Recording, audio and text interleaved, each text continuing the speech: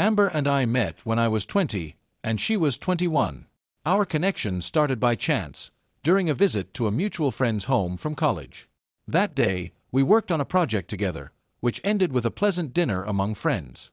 It wasn't love at first sight, but it didn't take long for us to grow close. After a year of dating, we tied the knot shortly after graduating college. Our early days of marriage were tough, finding jobs, managing tight finances, and figuring out how to live together as partners. But we made it work. Eventually, I landed a well-paying job that matched my skills, and Amber found success in her career. Slowly, we stabilized and began building the life we had always envisioned. As things settled down, the topic of starting a family naturally came up. Amber once shared her dream of having a son and a daughter, but she also expressed concerns about potential health complications. We were cautious, taking courses, speaking to doctors, and planning for the future. But then, unexpectedly, Amber changed her mind. She suggested we wait and focus on improving our living conditions first. I agreed, though I couldn't shake the feeling that something had shifted in her. At first, I chalked it up to her being practical. But as the months passed, her behavior became harder to ignore. She seemed distracted, spending hours on social media or buried in work on her password-protected laptop and phone. Small misunderstandings became common, and secrets began surfacing. These changes didn't disrupt our daily routines too much, but had a noticeable impact on our intimacy. Amber often came home late, exhausted, and retreated into her work. Concerned, I tried to have an open conversation about what was going on. I hoped we could clear the air, but instead, it turned into a heated argument. She accused me of not respecting her dedication to her job, leaving me more confused than ever. Little did I know, the truth behind her behavior would soon come crashing into my life, shattering everything I thought I knew about my marriage. The turning point came on what I thought would be an ordinary day. I decided to surprise Amber by leaving work early. My plan was simple: pick up some flowers, invite her to a nice restaurant, and have a heartfelt conversation about what was going on between us. I wanted to understand her feelings and find a way to reconnect. When I walked into our apartment, flowers in hand, I was greeted by a sight straight out of a nightmare. There, in the kitchen, was my wife, engaged in an intimate moment with another man. The bouquet slipped from my hand as a mix of shock, rage, and disbelief consumed me. The man was older, possibly in his 40s, with a polished but unremarkable appearance. He spoke broken English with a thick accent, and it quickly became clear that this was no casual fling. Amber, seemingly unbothered by the chaos, declared that she planned to leave me for this man, who had come to rescue her. He intended to take her to Mexico, where, according to Amber, he owned a big business in Playa del Carmen. The pieces of the puzzle fell into place. I remembered finding Spanish language books hidden in her underwear drawer months earlier, wondering why she had suddenly taken up a new hobby. It wasn't just a passing interest, it was preparation for a new life she had been planning behind my back. They confessed their relationship had started online and escalated into a physical affair over the past month. The man claimed he loved Amber and had been waiting for the right moment to sweep her away. They were even prepared for this encounter. Amber had packed her bags and signed divorce papers. Their flight to Mexico was booked, leaving in 2 weeks. She told me she didn't need anything from me anymore, as her lover promised to provide everything. Anger boiled over, and I lashed out, punching the man in the stomach. He stumbled backward, retreating toward the door in a panic. Amber, instead of showing remorse, berated me for my behavior. Her audacity only fueled my rage. Without a second thought, I grabbed her by the hair, dragged her out of the apartment, and slammed the door behind her. Moments later, I threw her packed suitcases out after her. She shouted threats about calling the police, but I was beyond caring. For a fleeting moment, I considered doing something I'd regret, but instead, I walked away. I called my boss, explained the situation, and requested a week off. He understood and granted me the time. The next few days were a blur of pain and alcohol. I spent my days lying on the couch, drowning my sorrows, and trying to process the betrayal. The life I thought I was building with Amber had been a lie. Her affair wasn't just a betrayal of me, it was a betrayal of everything we had worked for together. By the time my week of isolation ended, I had come to terms with the fact that my marriage was over. I felt hollow, but the idea of chasing after someone who could hurt me so deeply seemed worse than facing the pain of moving on. Then, 3 weeks later, a new chapter of this bizarre story unfolded. I came home from work one evening, ate dinner, and settled on the couch with a beer, hoping to escape into some mindless TV. The doorbell rang unexpectedly. Standing on the doorstep was Amber. Her face was pale, her expression desperate. She insisted we needed to talk and begged me to hear her out. Reluctantly, I let her in, curious about what she could possibly have to say after all that had happened. Her revelation stunned me. The man she had left me for, the one she claimed was her great love, had been playing her all along. It turned out he had a string of women across America, and Amber was just one of many. To make matters worse, he had chosen a younger woman, a 19-year-old girl, and had already flown back to Mexico with her. Amber was left with nothing. He had taken all her money, her savings, and her expensive jewelry. In a matter of weeks, she went from planning a new life in Mexico to being utterly abandoned and broke. She moved back in with her parents, where she spent a week reflecting on her choices. Now, standing in front of me, she claimed to have realized the depth of her mistakes. She begged for forgiveness, saying she still loved me and wanted to make things right. She promised to work on herself, swore she'd never betray me again, and even expressed a renewed desire to start a family. I listened to her tearful pleas, but my heart had hardened. I played along, telling her I needed time to think and asking for 3 weeks to decide.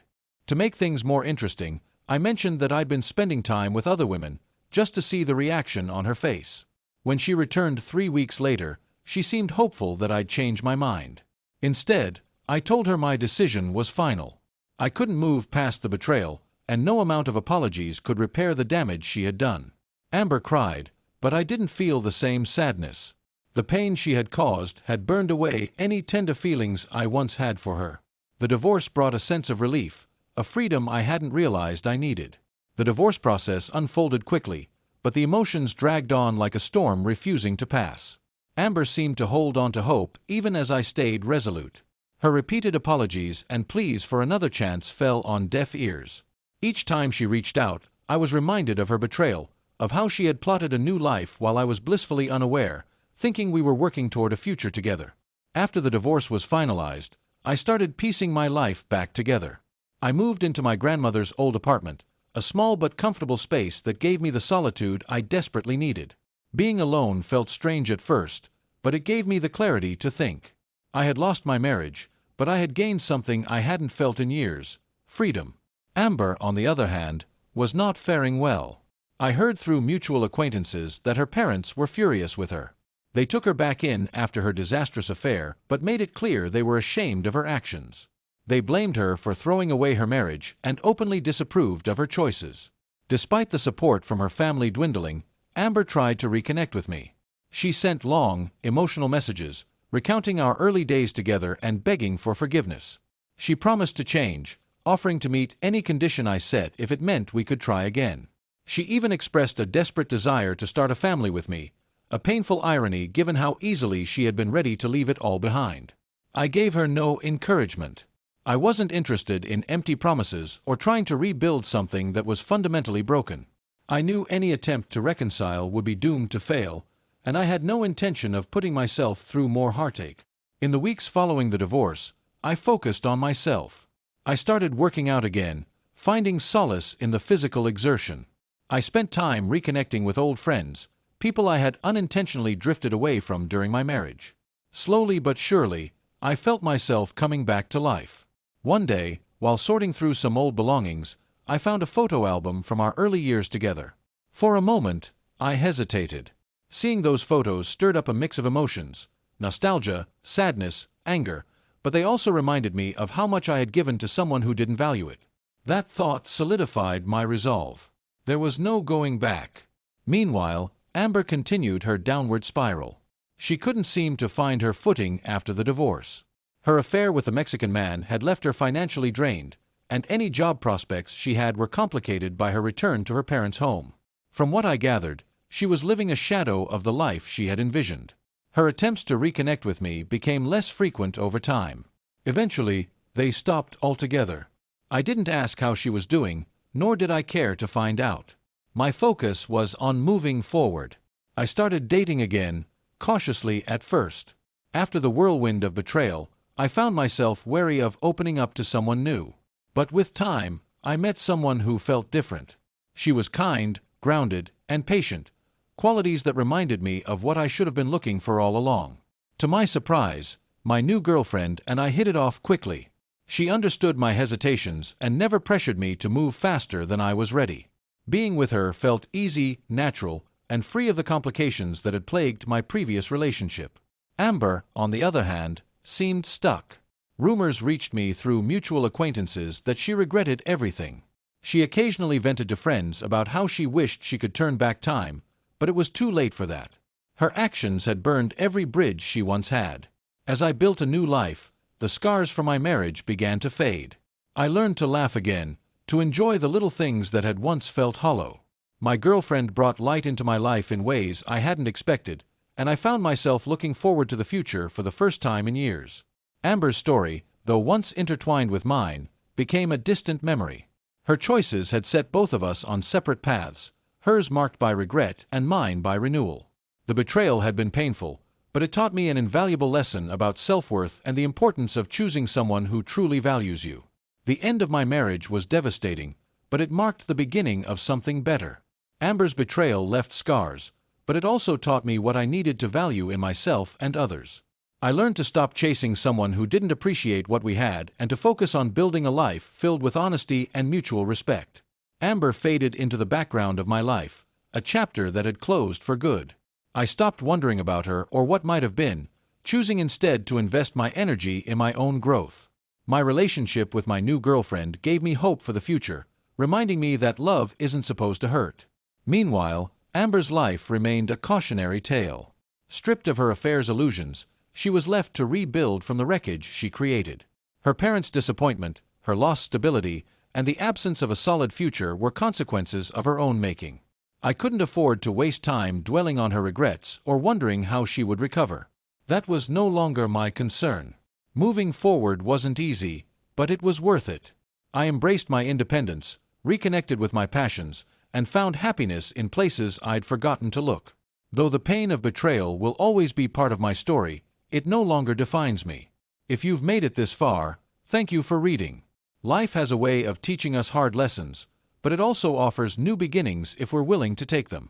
If this story resonated with you, please share your thoughts in the comments and don't forget to subscribe. Your support means the world.